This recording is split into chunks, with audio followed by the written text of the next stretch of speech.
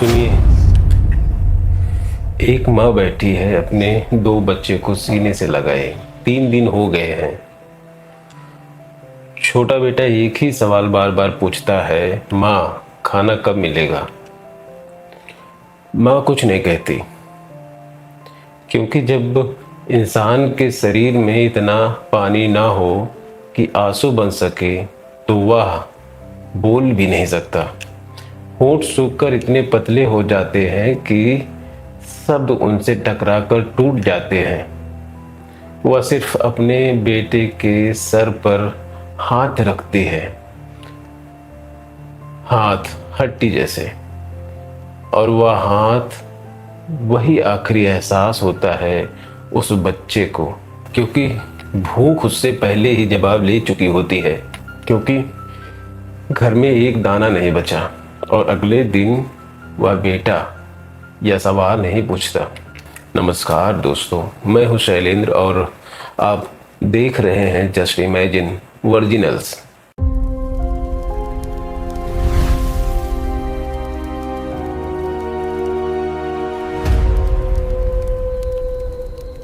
यहाँ हम वो कहानी सुनाते हैं जो इतिहास की किताबों में सिर्फ एक पैराग्राफ में दबा दी जाती है। आज की कहानी में 29 लाख लोगों की है जिन पर न बंदूक चली न बम गिरा, फिर भी वो मर गए। सन 1943 का बंगाल। अकाल। सवाल यह नहीं है कि अकाल आया क्यों, सवाल यह है क्या इन मौत को रोका जा सकता था। समझने के लिए हमें थोड़ा पीछे जाना होगा। सन 1942 में जापान ने बर्मा पर कब्जा कर लिया था। जापानी सेना अब भारत की सीमा पर खड़ी थी और दिसंबर 1942 में जापानी विमानों ने सीधे कोलकाता पर बम गिरा दिया। अंग्रेज डर गए। उन्हें लगा अगला हमला जमीन से होगा और वह हमला बंगाल से होकर गुजरेगा। इस डर ने उन्होंने एक नीति बनाई, नाम रखा डेनियल पॉलिसी। तटीय बंगाल से हजारों नावें जब्त कर ली गई। तर्क था अगर जापानी आए तो उन्हें कोई साधन न मिले। लेकिन सोचिए, वो नावें सिर्फ युद्ध का साधन नहीं थी, वो मछुआरों का घर चलाने का इकलौता जरिया थी। वो किसानों के अनाजों को बाजार तक पहुंचाने का रास्ता थी। एक झटके में वो रास्ता बंद हो गया। और यहाँ एक बात बहुत ज़रूरी है, 1943 में बंगाल में अनाज की कोई असली कमी नहीं थी। फसल ठीक हुई थी, गोदाम भरे थे, फिर भी लोग भूखों मरने लगे, क्योंकि कभी कभी अकाल अनाज की कमी से नहीं आता। अकाल आता है उस अनाज तक पहुंचने का रास्ता छिन जाने से। सन 1942 में जो चावल 1 रुपए में मिलता था, सन 1943 में वही चावल 5 से 6 रुपए में बिकने लगा। और एक मजदूर की दिन भर की कमाई थी 4 से 6 आने, मतलब एक दिन की मजदूरी से उसे आधा किलो चावल भी नहीं मिलता था। भूख यहीं से शुरू हुई। लोगों ने घास उबाल कर खाई, पेड़ों की छाल चबाई, सड़े हुए चावल के दाने तक चुन चुन कर खाए। और इसी समय बंगाल के बंदरगाहों पर चावल से भरे जहाज खड़े थे, लेकिन वह चावल सेना के राशन के लिए सुरक्षित रखा गया था। एक दाना भी भूखों को नहीं दिया गया। भूखमरी अचानक नहीं आती, यह एक धीमी लंबी यातना है। सूखा सिर्फ धरती का नहीं होता, यह इंसान के भीतर भी उतरता है। गला इस कदर सूखता है कि निगलने का दर्द भी खत्म हो जाता है, क्योंकि निगलने के लिए लार भी नहीं बचती। जीभ ऐसे चिपक जाती है जैसे सूखी पत्ती जलती हुई जमीन पर। आंखों से आंसू नहीं निकलते, क्योंकि शरीर में पानी का एक कतरा भी नहीं बचा होता। हवा इतनी गर्म होती है कि हर सांस जलती हुई रेत घुटने जैसी लगती है। बाहर की धरती फट रही होती है और उस धरती पर पड़े इंसान की त्वचा भी इस तरह फट रही होती है, बिल्कुल वैसे ही जैसे कोई बेजान मिट्टी का ठिकारा हो। बच्चे रोते नहीं, क्योंकि रोने के लिए भी ताकत नहीं बची। बस उनकी बड़ी बड़ी आंखें आपको घूरती रहती हैं। पहले पेट में दर्द शुरू होता है, फिर शरीर अपनी ही मांसपेशियां खाने लगता है। हाथ पैर सूखते जाते हैं, पेट में पानी भर जाता है, बाल झड़ते हैं, त्वचा छिलने लगती है। और यह सब पूरे होश में होता है। बंगाल में हर घंटे करीब 300 लोग मर रहे थे, हर दिन 7,000 से 8,000। एक अंग्रेज अधिकारी ने अपनी डायरी में लिखा था, एक औरत अपने बच्चे को दूध पिलाने की कोशिश कर रही थी, लेकिन उसके स्तन सूख चुके थे। बच्चा रो रहा था। अगले दिन वह औरत सड़क किनारे मृत मिली। बच्चा अब भी उसकी बाहों में था। अब वह भी चुप था। यह कोई अकेला किस्सा नहीं था, यह रोज का मंजर था। जब अकाल की खबर लंदन पहुंची तो भारत के अंदर से ही कुछ आवाजें उठी। बंगाल के प्रीमियर के फजलुल हक ने मांगी कि बाहर से अनाज मंगवाया जाए। वायसराय काउंसिलिंग में फूड विभाग संभाल रहे सर अजीजुल हक ने भी संकट की चेतावनी दी। वायसराय लिथिगो ने लंदन को पत्र लिखा, अनाज भेजो, नहीं तो लाखों लोग मर जाएंगे। लेकिन लंदन में बैठा एक आदमी सुनना नहीं चाहता था।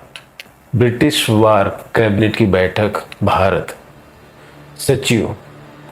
सचिव लियोपोल्ड एमरी ने मांग रखी, बंगाल के लिए 1.25 लाख टन गेहूं भेजा जाए। सिर्फ 1.25 लाख टन। इतना अनाज भेजने से अकाल रुक सकता था।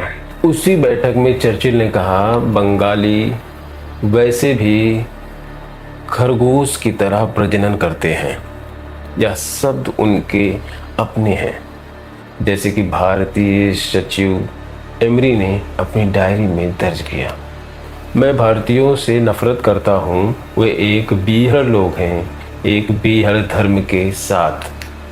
अकाल उनकी अपनी गलती है। खरगोश की तरह बच्चे पैदा करने की गलती।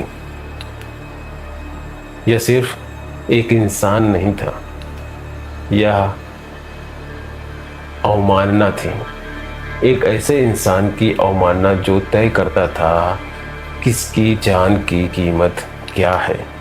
और चर्चिल ने सिर्फ मना ही नहीं किया, उन्होंने सक्रिय रूप से रोका।